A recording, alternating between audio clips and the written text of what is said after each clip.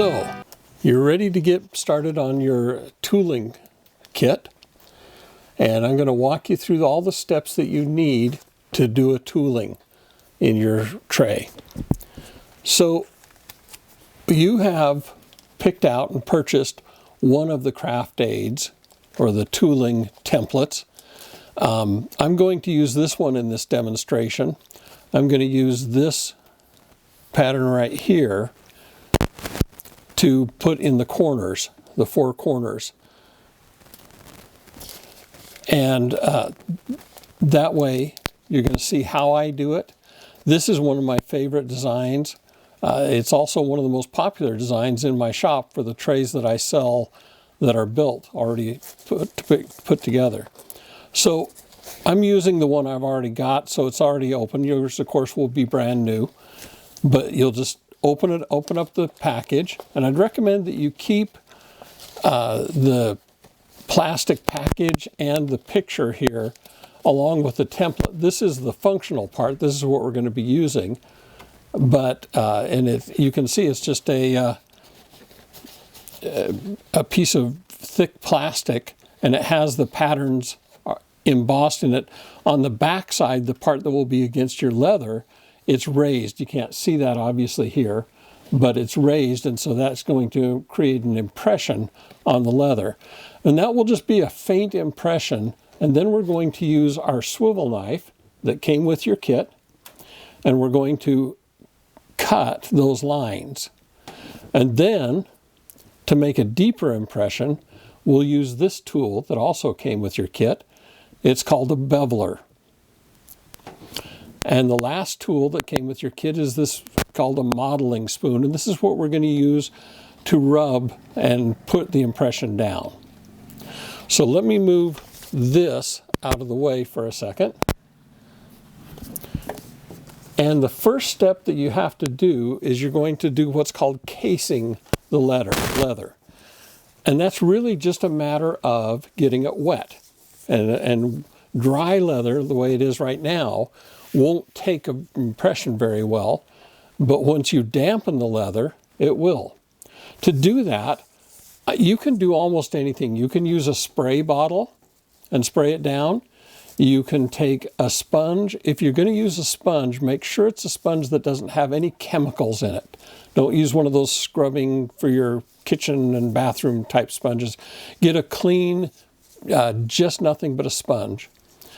And also make sure it doesn't have any scratchy things in it. So I'd recommend, if you're going to do that, get a sponge and set it aside and never use it for anything else.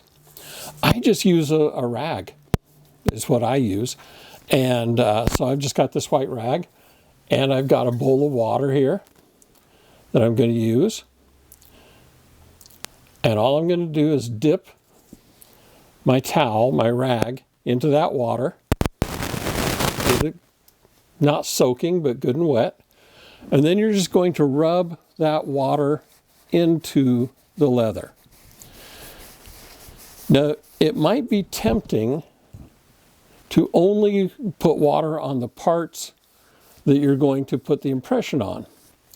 And that makes sense at first, but understand this, that the water, when you're casing your leather, is going to slightly change the color of the leather.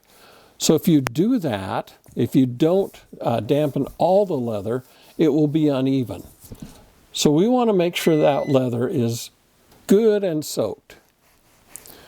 So you want to keep applying water onto this leather until it doesn't really want to take any more. And I don't know how to tell you what that looks like, but just it won't be soaking in anymore. So just rub it all through. Get into those areas where you're going to be doing the impression, obviously, but again, make sure you get all the leather. That prevents the leather from showing up with different colors. Depending upon the dye you're using, if you're using one of the darker dyes, that probably won't matter that much because it's going to cover up pretty much anything. So if you use the black or the dark brown or even the British tan, this is not so important. If you're using the English bridal, which by the way is my favorite color, it will really show up if you don't get it all soaked in. And you can see it's still accepting water, still letting it come in. So we just want to let those fibers loosen up. And again, this is called casing. I don't know why it's called casing, it just is.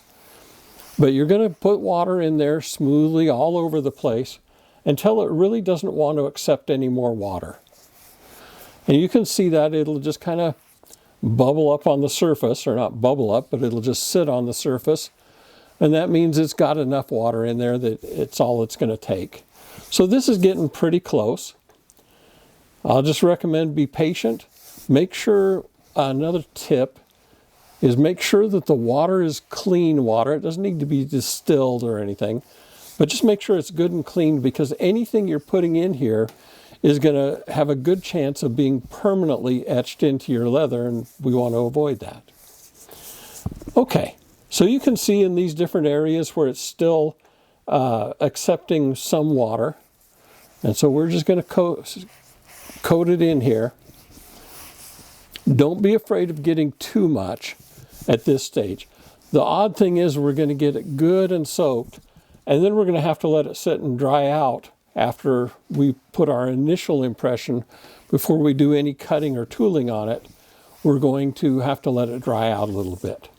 So that's pretty good, and I'm going to move this water out of the way. And now I'm going to take my Craft Aid template. And again, this is all dirty and grungy. That's because this is the one I use a lot, but you'll be getting a brand new one, obviously. Now, it's a little bit hard to see, but these lines right here are what we're going to put into the corner. And you want to get it lined up pretty well, remembering that when this is all done, this side is going to fold up like this. And so you don't want it right in the corner or it won't be seen. You want to be a little bit away. So I'm going to line this up, try and get it as square as possible in the corner. And also, by the way, one thing you want to make sure you don't do is, see all these other designs are in there. If you push down on them, they'll leave an impression too, and that won't come out. It'll be faint, but it'll always be there. So be careful when you're handling these that you're not putting an impression on the leather that you don't want to. Now your modeling spoon here, 2 sizes. I always use the biggest one for this. It doesn't really matter. It's just easier that way. And you're going to rub this in. Just put a good amount of pressure. Be firm with this. And just rub and rub and rub until you've got all those lines in. One of the ways to ruin this project is to let this template slip. And I promise you, you'll probably never get it back in exactly the right place, and you'll have a duplicate impression. But one of the things you can do, and what I do, is I've rubbed this, and I think I've got all those lines in there, but I'm not 100% sure. So I'll just put my finger down on the template somewhere else to hold it in place firmly, and then lift it up and peel it back, and I can see that right in here, the impressions aren't as deep as I'd like them to be. So I'm going to put that down and rub a little bit harder in those areas.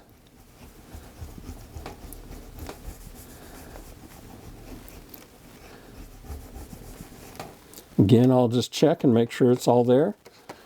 And it looks good now. So what I would do at this point, I'm not going to do it on, spend your time watching me doing it multiple times, but I would just turn this and put it in this corner. Turn it again, put it in this corner, turn it one more time and put it in this corner. And when this is all done, I'll show you the project all completely done and show you how it looks with that in all corner. But, you know, I tell you I'm using this one. I like this one, but you can use these floral patterns. Any of these make good corner designs. If you want a little more Celtic look, kind of a Celtic knot, you can use this. This doesn't work very well in a corner, but it does make a nice impression for the center, if you don't want a corner on your thing, you just want a center thing, you can use this. So I'm going to set this aside for now. And now while it's still wet, I'm going to take my swivel knife. Now you'll notice that the swivel knife has this is called a yoke, and it spins. And that's so that you can turn the knife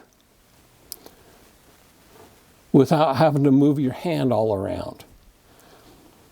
So all we're going to do now is start taking those impressions and just cutting them in using the swivel knife. You can use a ruler, and maybe at first you should do that until you get kind of used to it. And you're just going to cut these in this way. Make sure you get all the lines cut in. I like to do all the straight lines first. That's just my method of doing it. You can do whatever suits your fancy. And you can cut it in. Just cut in each of the lines. As you curve, as you go around a curve like this, you can swivel the knife, hence its name, swivel knife.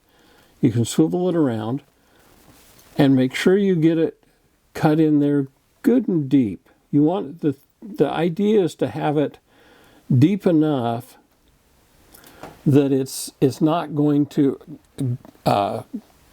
stop being there. It's going to be permanent in the leather.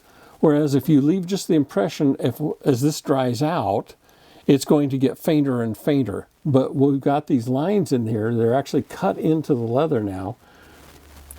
And we will then just take them, and as they're cut, they actually change the leather. They're literally cutting in there.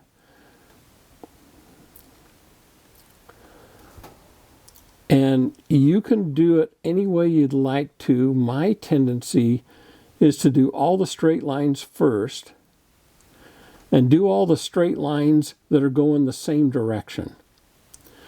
Then I can turn it and do the other lines. Like you see, there are detail lines in here.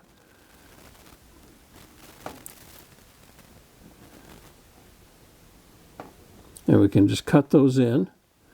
Go slow, take your time. If this starts to feel like it's drying out a little bit too rapidly, don't be afraid to just take your rag, your sponge, whatever you're using, and put a little more water on there. We want to make sure it's good and moist for this process. So once again, we're just going to cut all these lines in.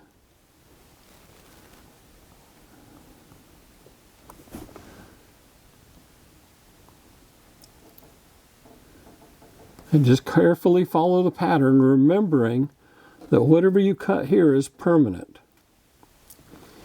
Don't be afraid to go back over them if you need to. If you didn't get it cut quite deep enough, go right ahead and redo the same cut.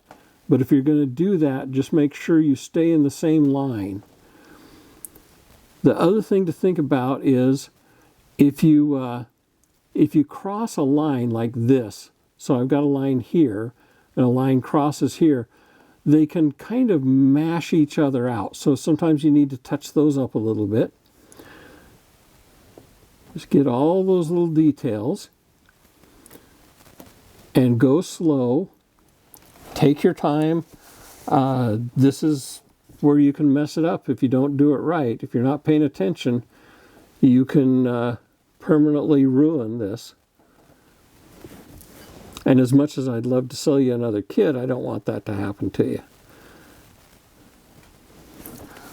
So we're just going through and cutting in all of these lines.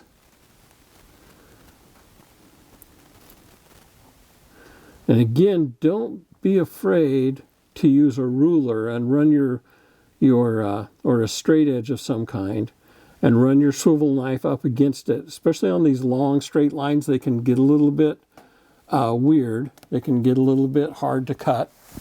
So if you're not practiced at it, don't be afraid of using a ruler. It's nothing to be ashamed of. I do it if I've got especially long lines. I still do that. We're going to cut in all these intricate details. And then on these curves, remember that you want to let the swivel knife do the moving. If you try and move it with your hand all the time, by twisting, you're going to get sore wrists pretty quickly. And it won't really work as well. But by letting the swivel knife do the turns for you, you can be very practiced and careful with it. Now again, you want to make sure that you're cutting in all the details carefully and correctly. Even these little lines in here. So we'll cut in all the details. And this is a lot of fun. If you just go slow and be patient with yourself, let the knife do the work. Let it do all the swiveling and turning for you. This can be one of the most fun parts of the project. I guess everybody has their favorite part, and you'll figure out what your favorite part is. Don't feel the need to go all the way to the edge with each of these, because we're going to do the beveling, and while the beveling doesn't cut the leather, it leaves a deep impression there. And so even in these areas where you see I'm not coming all the way up to the line, that's perfectly okay, because my beveler is going to take care of that. So we're just cutting in all those details. Going to get this little triangle in here.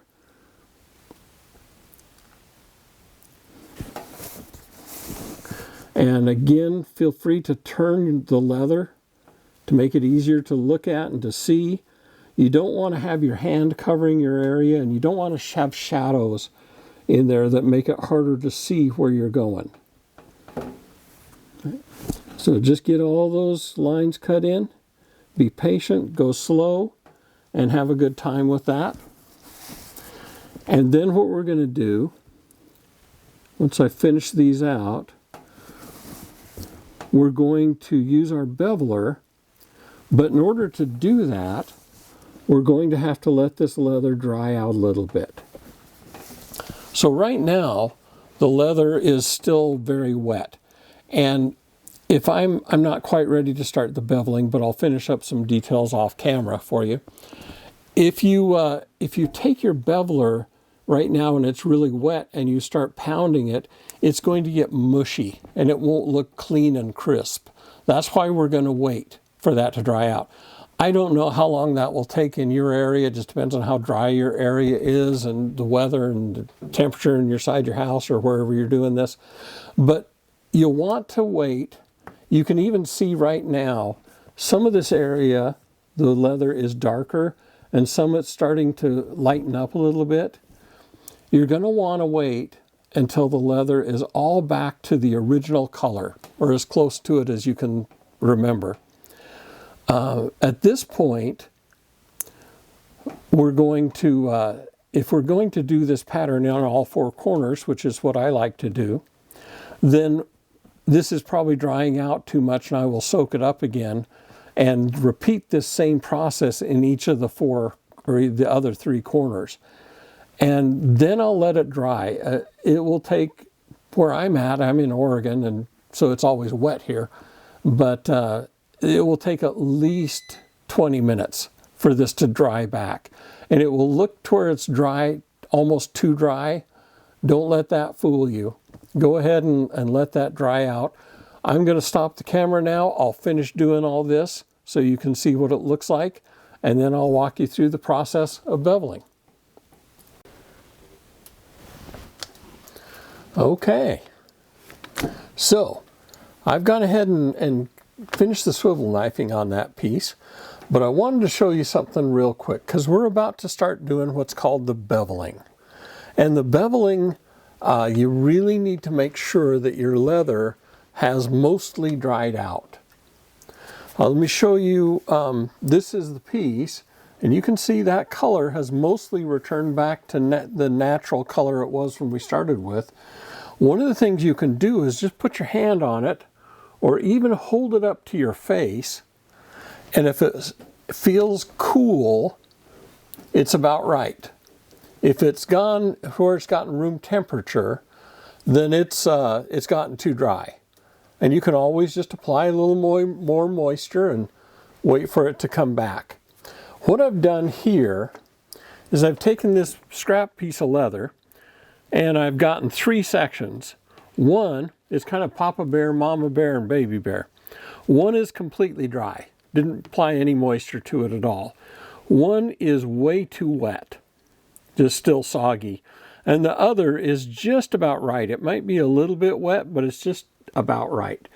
And what I'm going to do is show you what happens when you try to do beveling on the various sets of leather. So start off with the dry. I'm just going to show you real quickly what it looks like. And what it looks like is almost nothing. You can hardly tell, if you look at it carefully, you can hardly tell that it's even been touched. It has, trust me, but it just doesn't show up. The dry leather just doesn't take the impression very well. The way too wet, I'll do the same thing here. I'm applying about the same amount of pressure. I'm tapping about the same hard. But now you can see it's gotten mushy. And it almost cuts into the edges. And it's just not taking a stamp very well. So that's just plain too mushy. The right consistency, right in the middle here, I want to do this and then show you kind of what it looks like as you're doing the beveling. Now we'll talk about how to do beveling and those kinds of things in just a minute, but I just wanted to show you the effects of different amounts of moisture in your leather when you're trying to do different tooling things like beveling.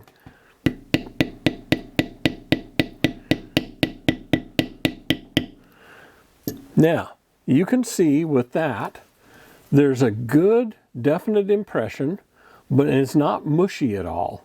It's clear and it's clean and it's crisp. And you can also see right in here, it's a little bit hard to tell in the video, I think, but it's actually turned a little bit darker color. They call that burnishing. And that's a good thing. It tells you that your water is just about right, that the leather's taking the impression well. And of course, if you're going to dye this, that's going to go away. The color is going to go away because they'll be replaced with the dye. But if you are not, and I sometimes don't, I'll sometimes tool a piece of leather and leave that undyed and maybe dye around it. And it does look really nice that way. So, with that said, let's talk about this process of beveling. This is the beveler, well, this is my beveler, but this is like the one that's come in your toolkit. And what it does is, just as you see here, it leaves an impression. And what it's intended to do along these lines right here is it's going to make these areas look as if they've come up off the leather. It doesn't, of course. All it's really doing is pushing down the leather around it. But it's going to give it the appearance of jumping up off the leather as if it was raised. And it's a really nice effect. It really helps also when you're dyeing to bring up the tooling that you've done. So how are we going to do this beveling? First of all, your beveler tool here has 2 edges to it. You can see there's a short side and a longer side. That longer side is going to go down into the swivel knife cuts and right up.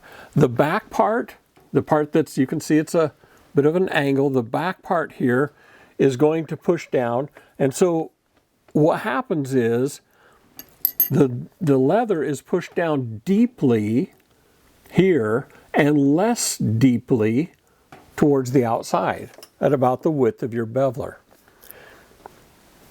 So here's some things that can go wrong. first of all, let's find this section of beveling. Even though this is the correctly cased section of the leather, I can do something like this.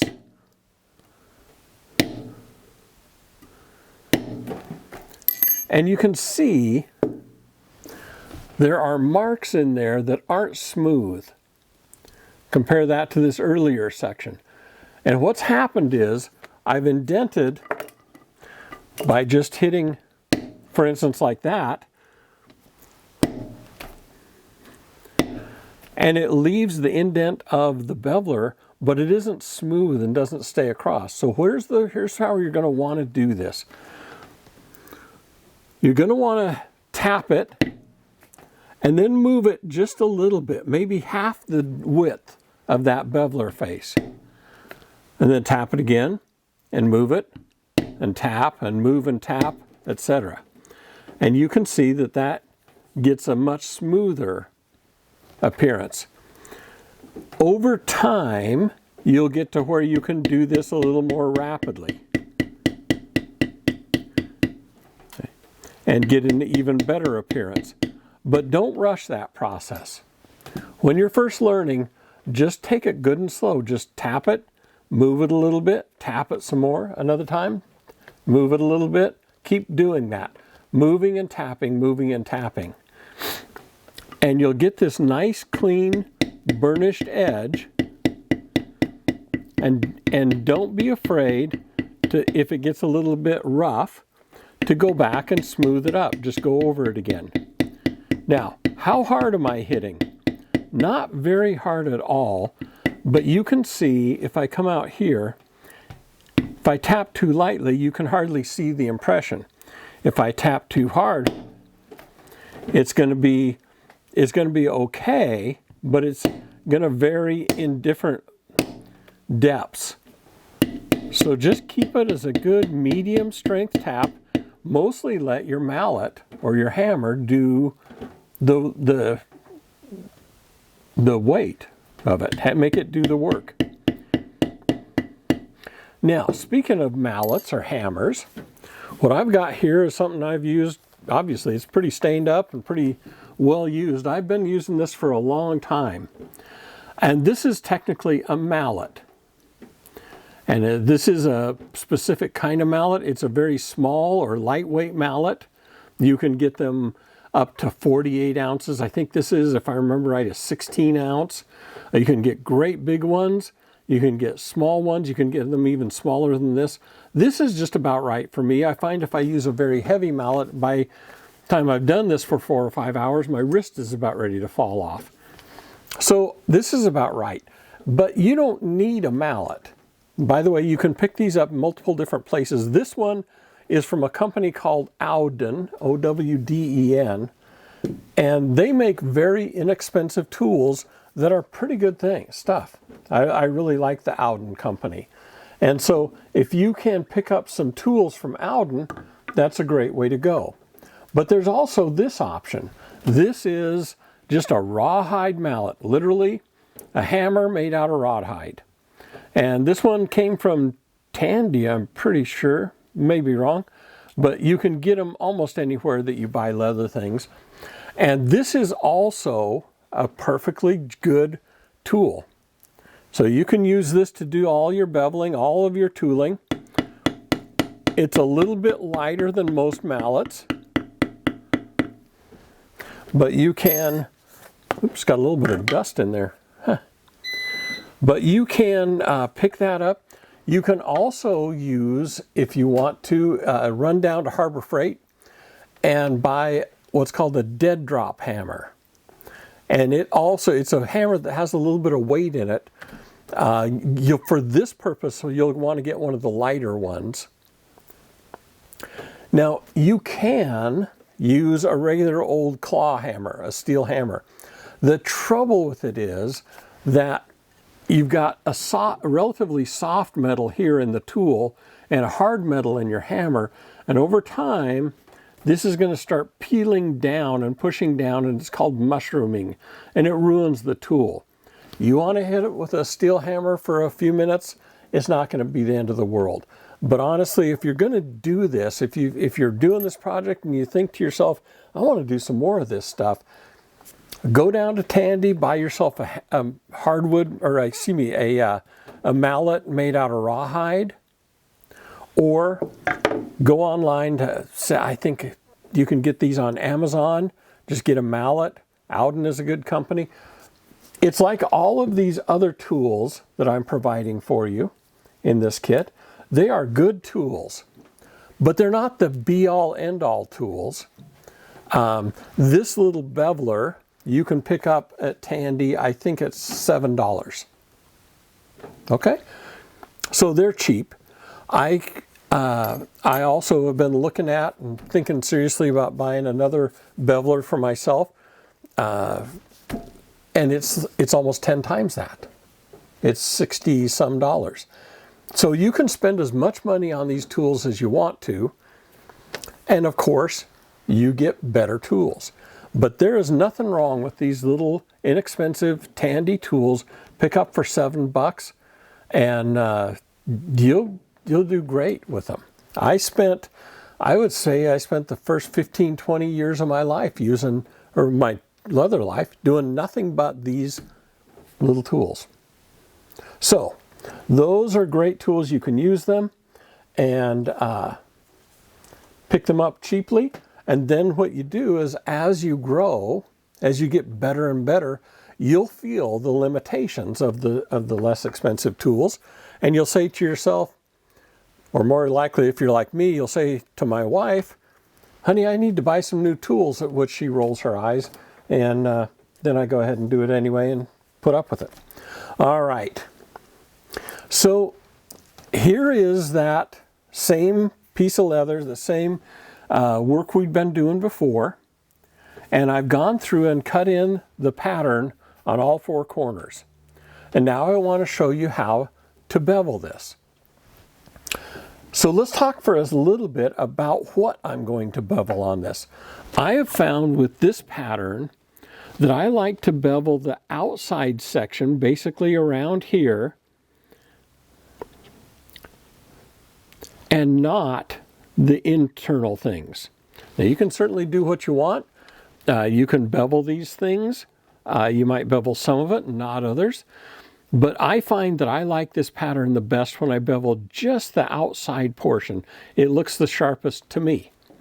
But by all means, experiment, bevel the outside, and then if you feel like, I really want to bevel this inside, go right ahead. So I'm going to start off, and it really doesn't matter where you start with beveling. It becomes a process on large tooling projects of beveling a little over here and then going over there and doing a little bit and then coming back. As long as you're keeping the moisture content the same, then it doesn't really matter where you start. So I'm just going to start right here, and you'll notice that what I'm doing is just tapping and moving, tapping and moving, tapping and moving. And I'll try and do an entire line at a time. And I'll sometimes go back and go over it if I didn't get it quite dark enough or heavy enough. And then some of these lines, for instance, this one right here, you can see this line that I'm going to bevel is really the same width as my beveler. But when I get down here, it's going to be, my beveler is going to be too big. I'll show you how to take care of that. So with this line, it's just the right width. So I'll just bevel that. And then remember, you don't want to try and round these off.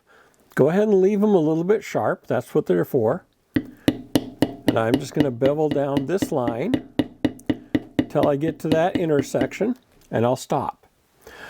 At this point, with this little short line, it's too wide for my beveler. My beveler is almost twice the width of that little line.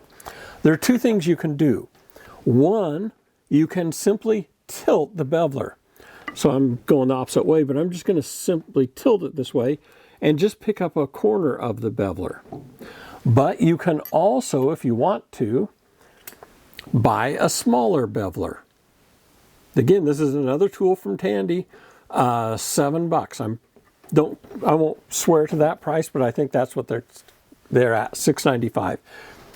So if you want to run down or order online one of the Tandy tools, the trouble with Tandy is they don't have free shipping.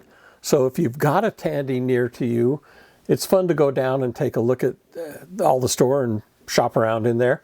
I'm not a big shopper, but except when it comes to leather things.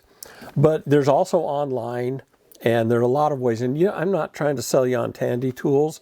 They're just one of many. So, but don't overspend on tools at first. I'm telling you that, and then I'm telling you I'm going to buy a $70 beveler here. So who knows? But don't overspend on tools, especially at first.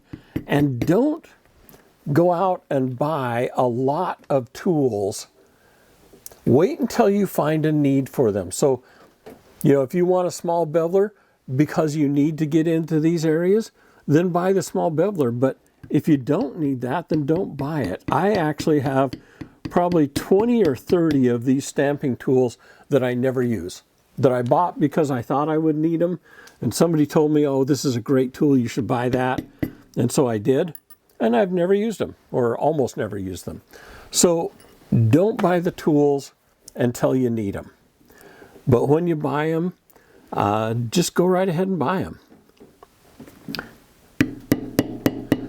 Okay, so once again, I'm just going down the lines. And I'm doing the straight lines first. That's just me. There's no reason for that. There's no absolute rules that way.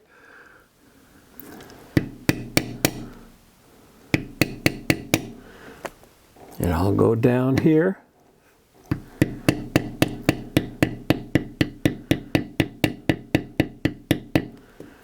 And I'll come down and do this one. Then I'll come back with my little beveler.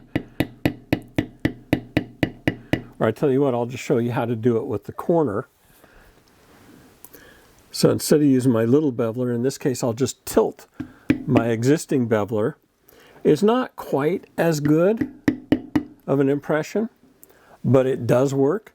And if you don't have a little beveler and don't want to run down and buy one, then just tilt your beveler to the side and pick it up that way. All right.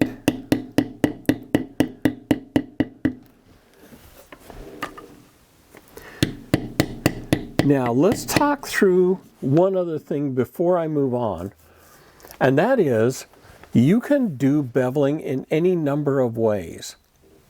Woman that taught me how to bevel that I learned a ton from, named Jamie Davis at Leather Storm Leathers, she always did her beveling just by using the strength of her fingers. So she would just not use a mallet, she would just push on the beveler and just push it down into the leather, and she got beautiful results.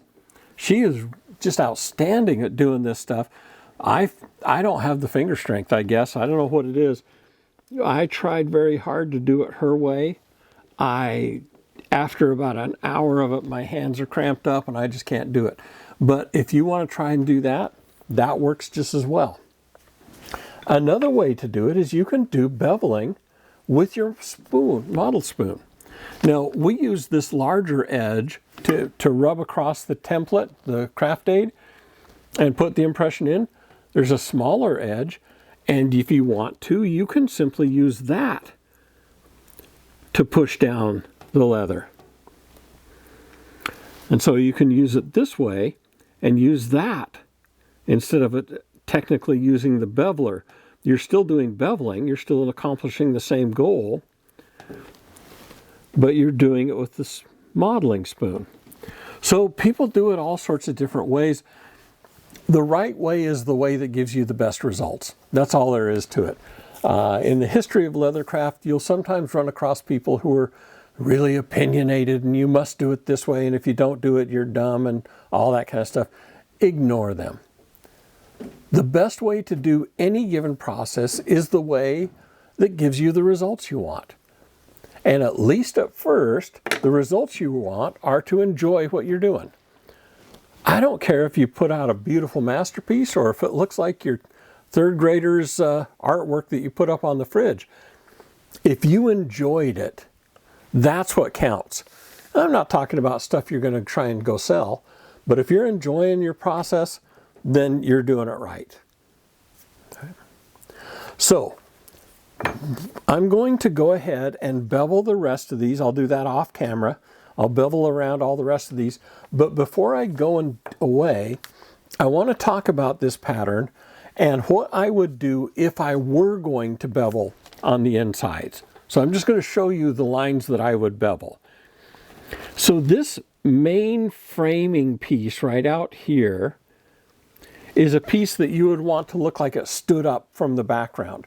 And so in addition to beveling the outside here, I would come along and bevel along this inside line. Think of it as kind of almost a block of wood that you're trying to make it look that way.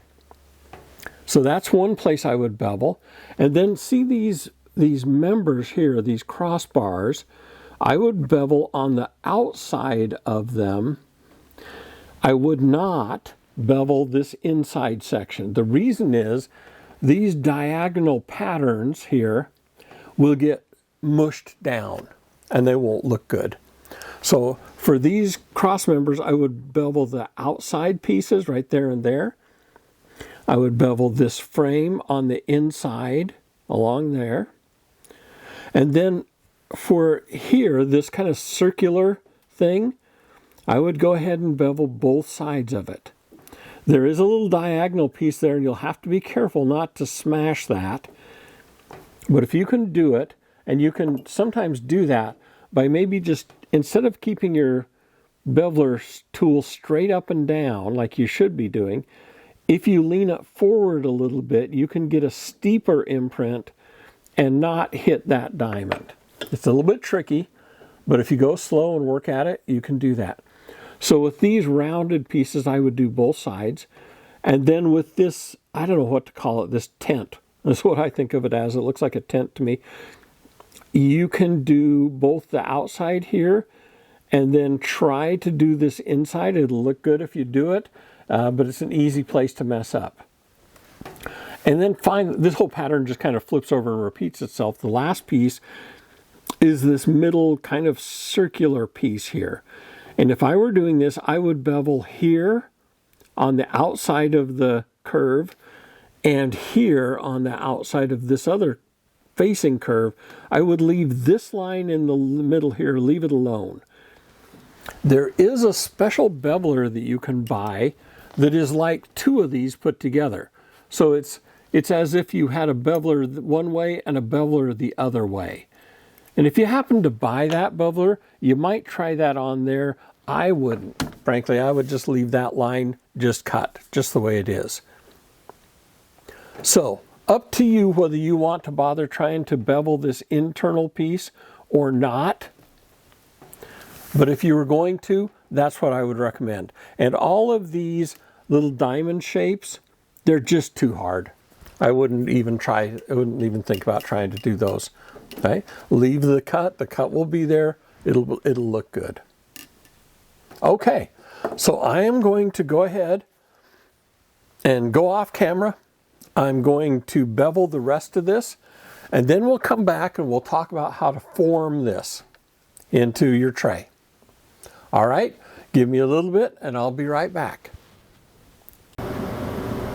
Okay, so now we've done all the forming, all the cutting, all the beveling, and this leather I've let it dry. It took a while for it to dry. I've let it dry out, and it's ready now. I think that I said that the next step was going to be to stitch the edges up, but I lied to you. The next step is going to be to dye this project. So you're going to take your bottle of dye, whatever you bought, whatever color you bought. I'm going to use British Tan on this one. It's obviously this is mine that I use all the time. You'll clearly get a brand new bottle, but you're going to open it up, and when you first open it up, there will be a protective cap over this, and so you'll want to peel that off. And then I've included a wool dauber here that we're going to use for dyeing the project. There are a couple of keys to this.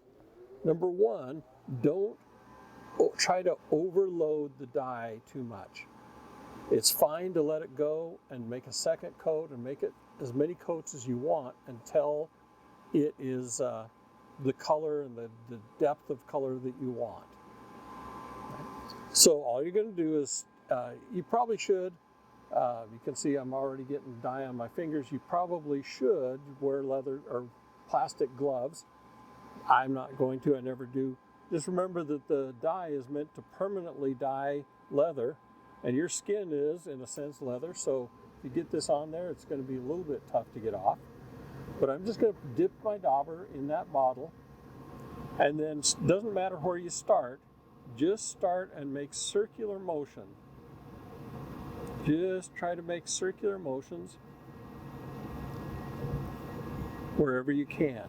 And don't worry about it. If it looks like it's lighter in some areas and darker in some areas, you just worry about getting a good even coat on here. It will dry out to the same color eventually. Make sure you get all the corners, get in there good. Go back to the bottle when you need to. When you start with a new set of dye on the dauber, it's going to come out real heavy. So try to start in an area adjacent to, but not directly in the place you've already dyed. So again, just using nice circular motions. Come in here.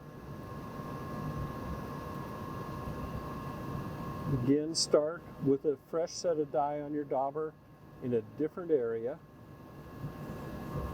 Get it in there, get it good and thick, especially in that area where you've tooled. And just remember that this is going to dye, and it'll look darker at first. As it dries, it will lighten up. Just make sure everything gets coated, including your sides.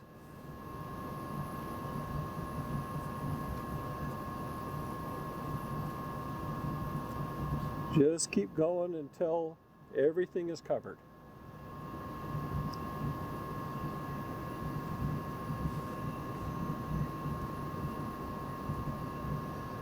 Make sure you get dye everywhere. And you can see right now that it's dyeing and it looks very uneven. Don't worry about that. That's going to come clean. There's no particular rush for this. So take your time, just make sure you get everything covered.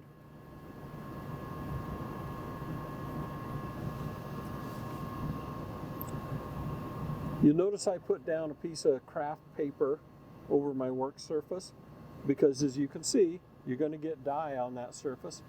My dining room table that my wife dearly loves has a big blotch of black leather dye on it that I'm still hearing about.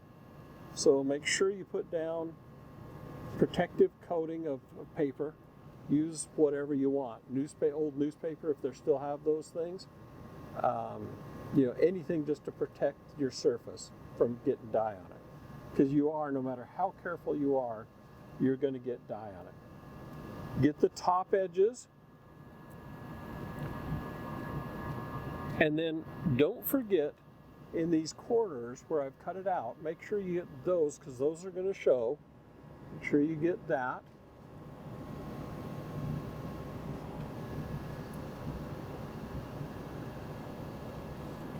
Okay, got all 4 of the corners, got all that done. And now we're going to let that sit for a little while. Don't try and go back and fix up things. If some are darker or some are lighter, once they dry, they'll be much more even than what it appears right now. Okay? And as that's drying, if you give that just a minute or two like I've done, it's kind of dry to the surface. If you touch it, it doesn't feel wet. So we can tip it over and do the back. Now, you might decide to leave the back natural. That's perfectly fine. But if you're going to dye it, be aware of this. This is called the flesh side of the leather. This is called the grain side. The grain side is the outside of the skin where the hair was growing, and it's much tighter. The inside is closer to where the animal's muscles were, the inside of the skin. And it is much more porous, so it's going to take a lot more dye. So don't be afraid when it starts soaking up the dye quite a bit more. That's perfectly natural, and that's fine. You'll probably at least have to do 2 coats on the back, or the bottom of it, however you're thinking of it. But just go ahead with the same process using circular motions. Just work that dye in. And you can see I'm using a lot more dye on this, going back to the bottle quite often, and that's fine. You won't run out of dye. If you use that entire bottle of dye on your project, you've done too much. You shouldn't even come close. You should have plenty of this dye left at the time we're done. But don't be skimpy either. And if while you're dyeing you have to go away, make sure that you get one complete part done. It will look funny if you let part of it dry out and then come back to it. It won't look quite as good. So try and get an entire section, like get the entire back done or the entire front done, whichever. Just make sure you get it all done, get it in there smoothly, evenly. Ensure you don't miss any spots. If you're using one of these darker colors like the British tan, the dark spots are pretty easy to see, or the light spots, I mean the places where you've missed, like right here I've missed some. So just work it in. And just like with the front, it's going to dry uneven, or it's going to dry evenly, even though it doesn't look even right now. So just want to work it in, get everything. I've known some people who actually just pour their dye into a plastic tray and then dip it. So they just soak it in there. I'm not fond of that. I don't think it turns out as well, but and it's really messy, but it's effective. It gets everything. I prefer using a wool dauber like you see I'm doing. Or if one thing you can do, if you have an air gun used and it's designed for thinner liquids like this, you can use that and spray this, and that turns out really nicely as well. So just make sure you've got everything, set it out, make sure you get all the areas covered. And again, don't be afraid of using up your dye. You're not going to use all of it. Okay, so now we've got the back and the front done. I'm going to let this sit, and I'm guessing we'll probably come back with a second coat on this. But it's funny because you never know. Let it dry out and then see. I'm guessing that you can see an area right here and over here and over here that's a little bit darker.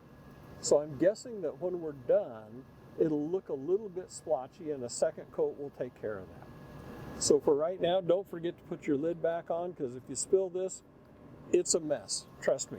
I've done it before on more than one occasion, and you don't want to go through that. So that's how you get this dyed. And again, we'll come back and we'll let this dry out for like an hour or so, and we'll come back to it and look at it, but it will probably need a second coat. At this point, if you see someplace that you've completely missed, go ahead and add to it, but don't try to even it out. That will come with the drying. I think I've said that about 10 times, but it's so easy to be tempted to say, oh, that's lighter, I better fill that in. It's a never-ending game. You'll always be filling something in, and it will always turn out badly. So just let this dry, and then we can take a second look at it. So I'm going to turn off the camera and let this dry, and then we'll come back.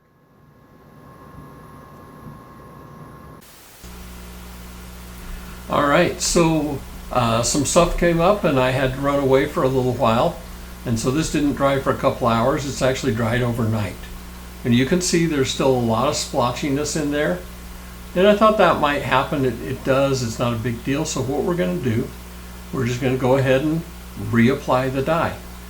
So just take your bottle, use the same wool dauber. Now this time, instead of going in circles, I'm going to go in a diagonal manner.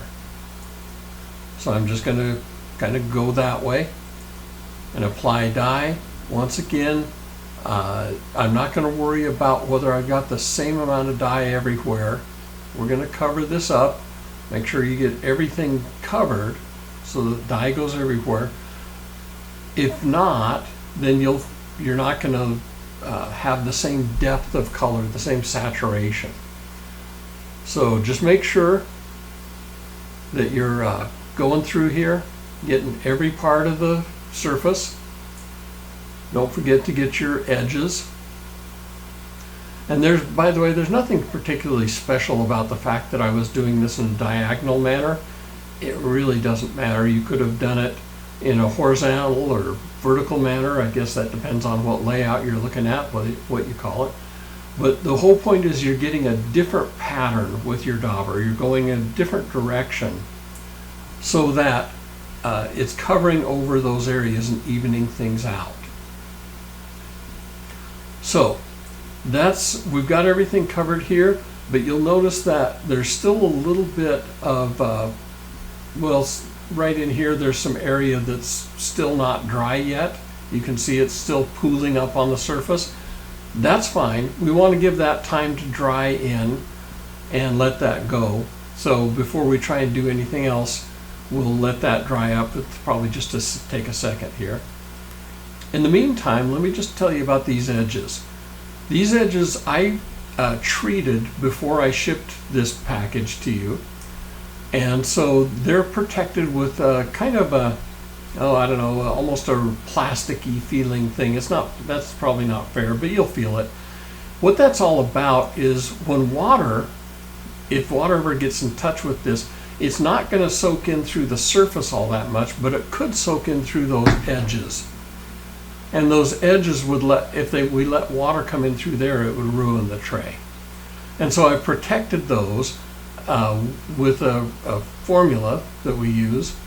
And you can dye right over the top of that. So when we dyed originally, a second ago, the first time, we dyed right over the top of that take, and it worked just fine. Now here in the corner, we want to make sure we get the dye in there as well, because those will show. Right. So we've got this, and it looks like that little puddle, that little pool has dried up enough. We can flip this over, and we're going to do the back, because obviously, as I told you earlier, the back is going to soak in a lot more dye and will certainly need a second coat. It might need a third coat. We'll just have to see how it goes. So once again, I'm just doing the diagonal thing back here, and we're going to soak in a bunch of dye. Just again, make sure that you get everything covered. There's nothing magic about this. Just make sure you get it all covered. And once again, I'm going in this diagonal manner just because it's a different pattern than the circular pattern we started with.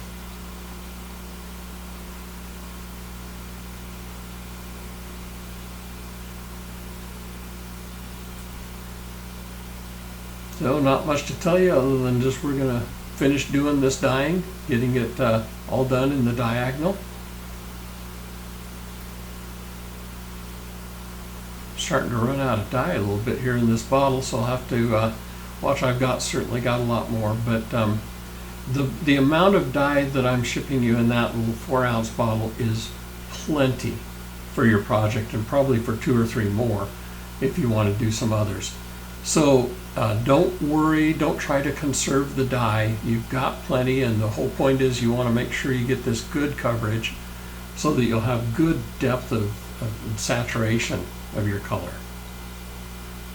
Just again, make sure that you're getting every area.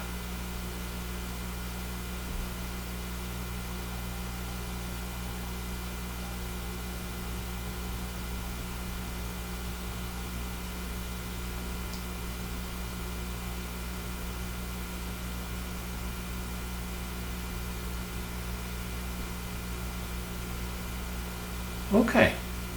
Now if we look at the front again, it's It's not dry completely, but if you touch it, it's not tacky, it feels smooth. And so we're going to go over it one more time. And this time, instead of going circular or diagonal, we're going to go just a horizontal method. And the whole point to doing these different patterns is that it covers up anything where the die was uneven, like we saw originally. So we're just covering that up.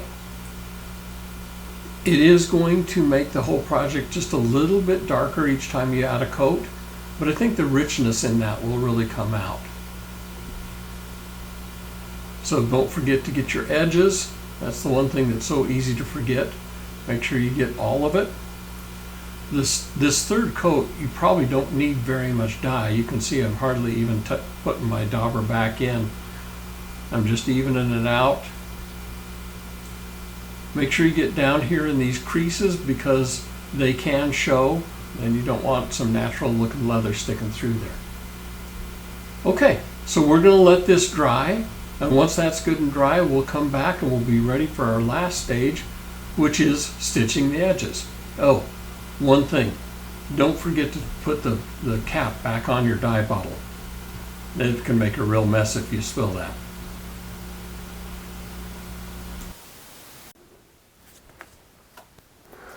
Okay, that's looking really good. It's dried for a couple of hours now.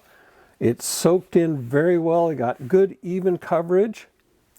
The last thing we're going to do with this is I'm just going to take a piece of clean cloth.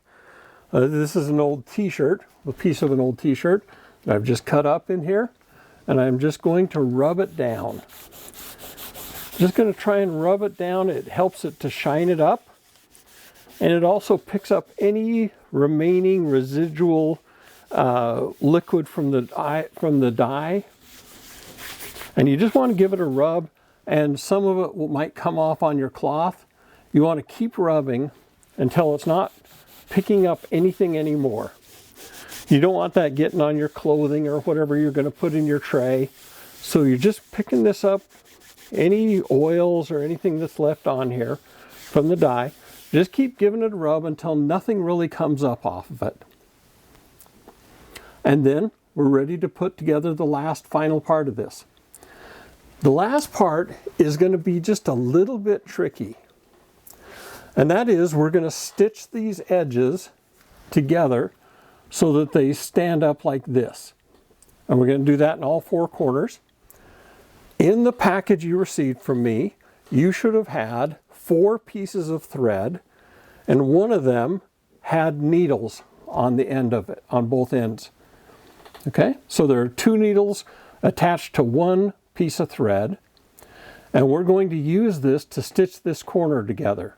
Then I'll show you how to take that thread and the next piece of thread, put it on your needles, and we'll move forward from there.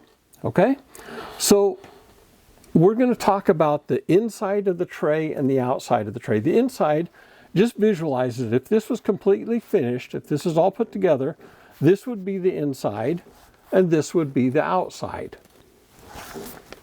So you're going to take your 2 needles, and you'll notice that here on each of the sides, there are 5 diagonal holes in there. And that's where we're going to run our needles through. So we're going to start from the inside, this part, and we're going to start at the very bottom, and we're going to put 1 needle through each of those holes. 1 on one side and another on the other side. So we've got needles going through the bottom holes on the inside going towards the outside. And then I'm just going to pull those through and then even them up so that there's the same amount of thread for each needle. All right. Now you can just drop that and pick one of them. It doesn't matter which one you start with. Pick one of them. And now we're going to go from the outside back in. And pull it to where you don't pull very tight, just enough that you've got all the thread through. Then to do the same thing on this other side. So now what you have is your needles went from the inside to the out, and then they went up one hole and came back in. And over here, up one hole and came back in. Now, you may have to watch this 4 or 5 times to get this right. So, because it's a little complicated at first, but after you've done the first one, you'll get the hang of it. Now we're going to take the needle from one side. I'm going to go from this short end. I'm going to take that needle and cross over to the other side and put it through the same hole that your needle just came through. So if this is the first hole, see if I can point this out here. If you got hole 1 and hole 2, this needle went through hole 1 to the outside, came back up to hole 2 and came in. Now it has crossed over to the other side and gone through hole 2 to the outside. This needle, which was originally on the long side, is going to come over and do the same thing. It's going to go to hole 2 and go through to the outside. So what we've got, if we pull this tight, you don't need to pull it super tight, it'll cinch up in a little bit.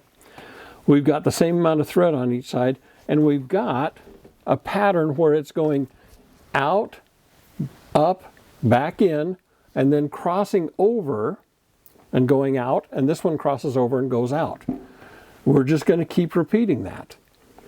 So again, we're going to take the needle and go up one hole, so to hole number 3, and go from the outside back in. Same thing on the other side. We're not crossing, we're going on the same side now. We only cross when we're on the inside. So we're going to go, and if it gets a little hard to find these holes, I find that if you just stick your needle in from the inside and wiggle it around a little bit, it makes that hole a little bit bigger and easier to see. Because they can be a bugger sometimes. Okay, so now they're back in. And again, each time make sure you've got approximately the same amount of thread for each needle. And now we're just going to repeat that process. So we're going to go from the short side, cross over into hole number 3 on the long side. Pull it through, and at this point you'll want to just cinch it up a little bit. So just grab both threads and pull them a little bit tight. Okay. Now you're going to cross over again from this needle over to this side and go through hole 3 on this other side.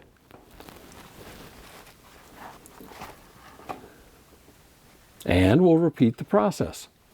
We'll go up one side or one hole, pull it in. On the other side, we'll go up one hole and pull it in.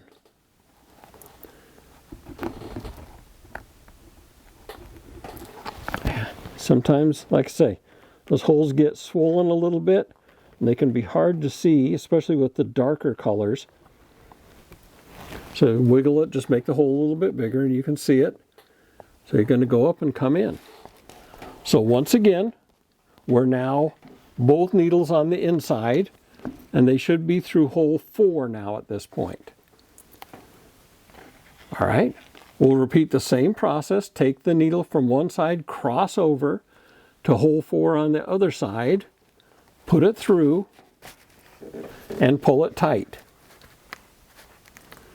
And then cross over again to hole 4 on the other side, and repeat. So we're just going to keep doing that till we've gone through this whole ladder of holes.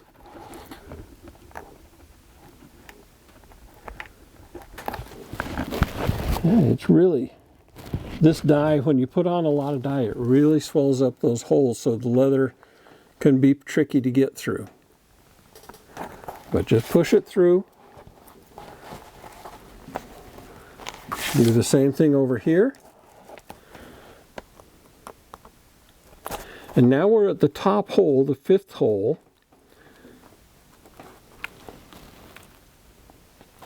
And we're going to do something just a little bit different now.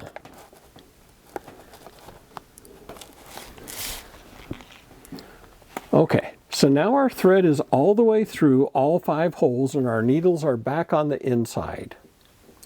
All right, we're going to take one thread and go through that 5th hole again to the outside and pull it tight, and again go to the other side through the 5th hole and cinch it up. But now instead of going somewhere else, we're going to cross over on the outside of the project, of the tray, and go through the 5th hole on the other side from the outside.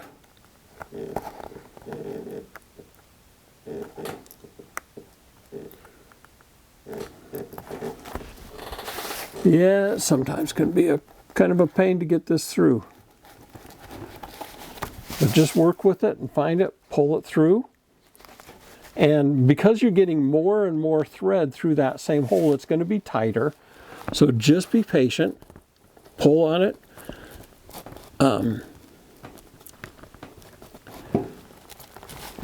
So now we've gone through the top hole twice now. We're going to repeat that process again. We're going to go across from one side to the other and go through the top hole. Cross from one side to the other and go through the top hole.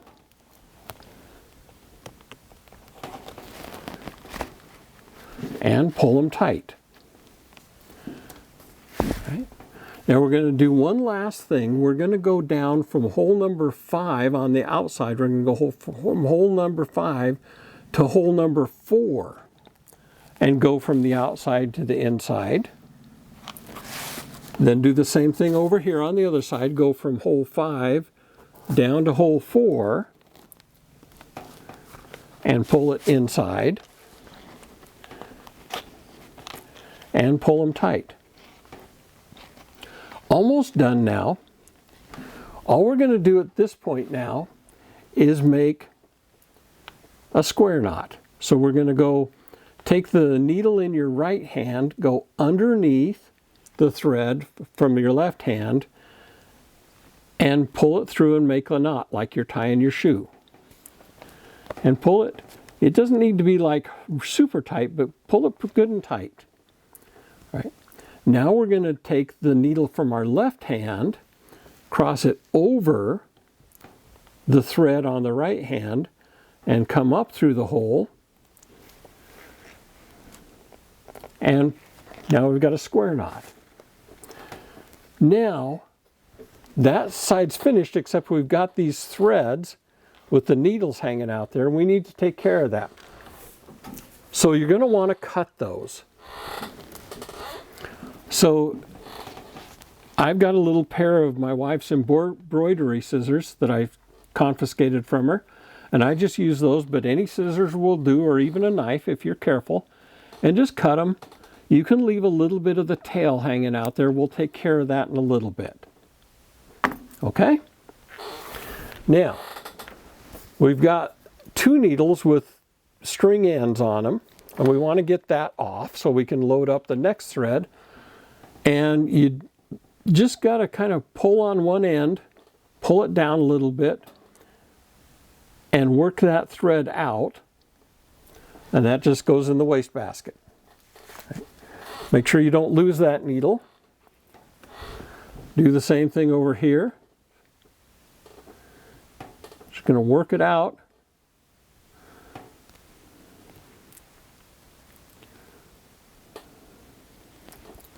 And again, keep that needle, throw that in the wastebasket. Now we're going to come back in a second and show you how to deal with those little tails hanging out. So don't worry about those for now. We'll do those all at the end. Now we're going to go and do the next corner. Before we do that, though, we've got to thread our needles with one of the other pairs of thread, or sets of thread. So just grab your thread, and this is, especially if you're getting old like I am, sometimes the old eyesight is hard, and if you need a magnifying glass, use a magnifying glass. But you're just going to thread that needle, or that thread, through the eye of the needle. And that always sounds easier than it really is. But once you manage to get it through, pull it down, pull the thread down, so it's just past the end of the sharp part of the needle. And then you're going to pull it over so that you actually run the needle through that thread. You pierce through the thread and then pull it tight. Oops, I missed. So pierce that thread. So stick the needle through the middle of the thread and then pull down to where it tightens up. And then just pull it so it's, you know, so loose, like that. Then we're going to do the same thing with the other end.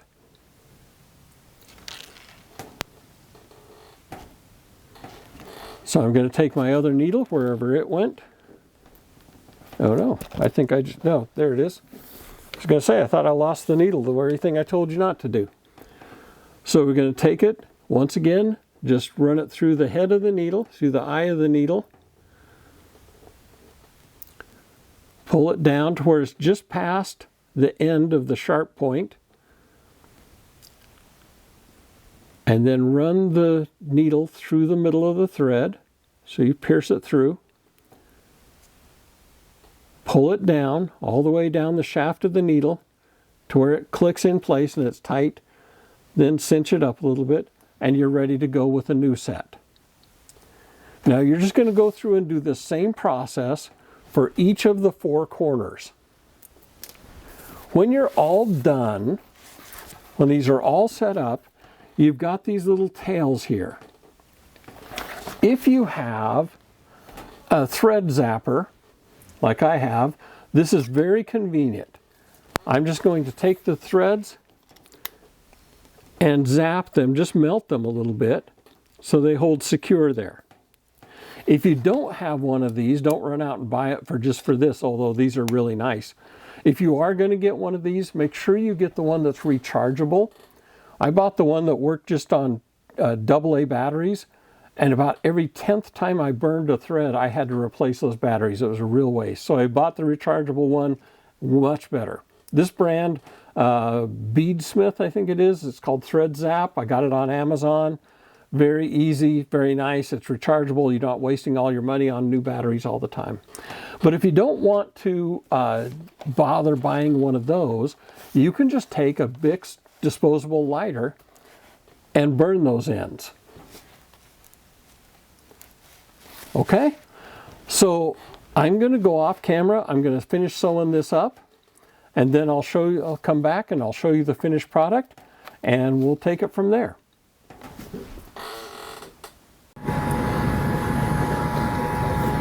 Well, okay. You have made your first project. You've got your leather Valet kit all put together. Just to walk you through it, remember that you laid the pattern down using that craft aid. You used your swivel knife to cut it in. You used your beveler to go around and bring out those images. Then you dyed it front and back, and you've sewed it all together. And you're basically done. I'll just tell you one more thing that you can do. This is optional, totally up to you. But one of the things you can choose to do is to finish it with some kind of sealant. It's not necessary, but if you'd like to, you can do that. My favorite is this Phoebe's product, the same as your dye. It's called Leather Balm with Atom Wax. And it puts a nice, beautiful shine to it. There are other products out there on the market. I heard one guy tell me one time that he used Mop and Glow. I'm not sure that I recommend that. That's a little sketchy in my mind, but hey, you never know. And if you want to give that a try, let me know what you think if you do that. But I'm just going to, this is optional. It's not really part of the kit, but it's just an extra little thing to make it shine. So I'm just going to take this leather balm, I'm going to put some on a rag and just wipe it around.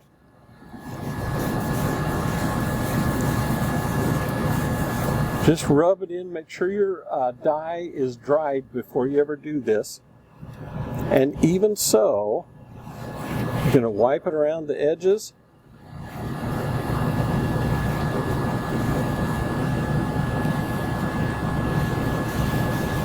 And you will notice this rag, it's picked up some of the dye, even so. So let this dry for, 5-10 minutes. And then just take another clean cloth and wipe it dry, buff it up, because it'll dry up hard, and it will provide an excellent sealant for you. And you can use this. I'm going to try and do this a little bit fast. This is way too early to try and do it, but I just want to give you the shot of how it looks. It just adds a little bit of a luster to it. Gives it a little bit of a shine, and it does help protect it.